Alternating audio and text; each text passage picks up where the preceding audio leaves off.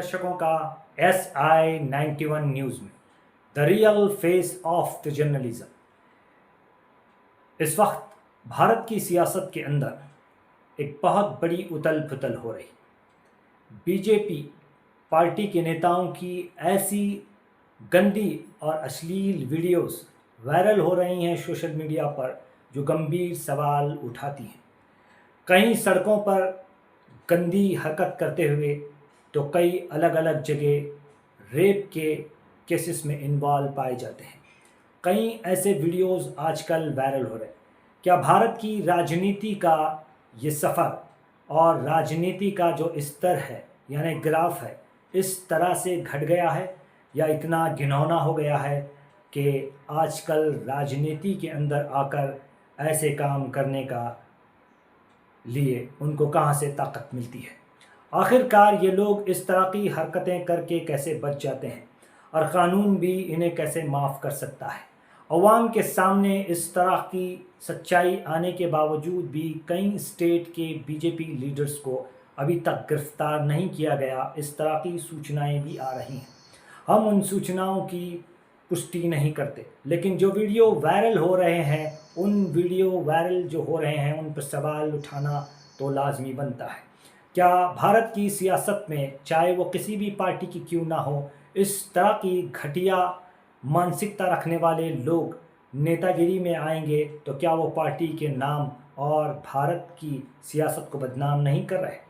क्या भारत के अंदर सियासत का इतना बड़ा गंदा घिनौना खेल भारत की सियासत के नाम पर लोग खेल सकते हैं? और अवाम के सामने ये तमाम सच्चाई आने के बावजूद भी अभी तक वो लोग जिन पर इस तरह के इल्ज़ाम लगे हैं या वीडियो वायरल हुए हैं, अभी तक कानून की गिरफ्तार में क्यों नहीं है? ये सवाल पैदा होता है और क़ानून को बनाए रखने के लिए ये बहुत ज़रूरी है। सावधान इंडिया ऐसे लोगों से और ऐसे सियासतदानों से अपने बच्चों को, बेटियों को और अपने नौजवानों को बचाए रखे, ताकि कोई भी नेता आपका गलत इस्तेमाल न कर सके और सियासत में रहने वाले ऐसे सफ़ेद पोश पहने शैतानों से बचा जा सके। सावधान रहे, सतर्क रहे। SI91 news, the real face of the journalism.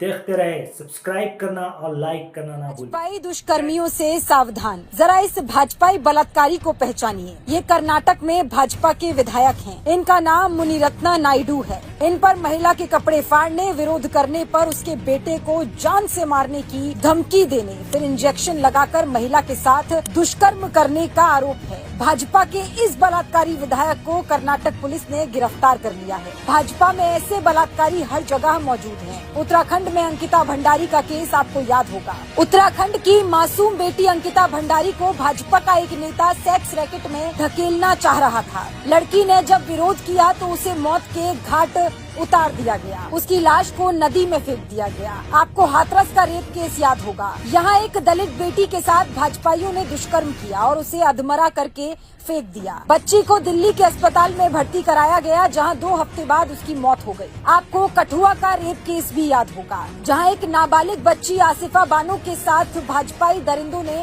Rape किया और उसकी हत्या कर दी। जब बलात्कारी पकड़े गए तो भाजपाई दरिंदे बलात्कारियों को बचाने के लिए जुलूस निकालकर सड़कों पर प्रदर्शन करने लगे। गुजरात में बिल्किस बानो रेप केस भी आपको याद होगा। भाजपा सरकार ने बलात्कारियों को संस्कारी बताकर जेल से रिहा कर दिया था और फूल माला चढ़ाकर उनका स्वागत किया था। बाद में जब ये मामला सुप्रीम कोर्ट पहुंचा तो दोबारा इन बलात्कारियों को जेल में डाला गया। प्यारे देशवासियों, आप अपना ख्याल रखें, अपनी बेटियों का ख्याल रखें, अपने आसपास के भाजपाइयों से सतर्क रहें, सावधान रहें। भाजपाइयों से खुद भी बचें और अपनी बेटियों को भी बचाएं।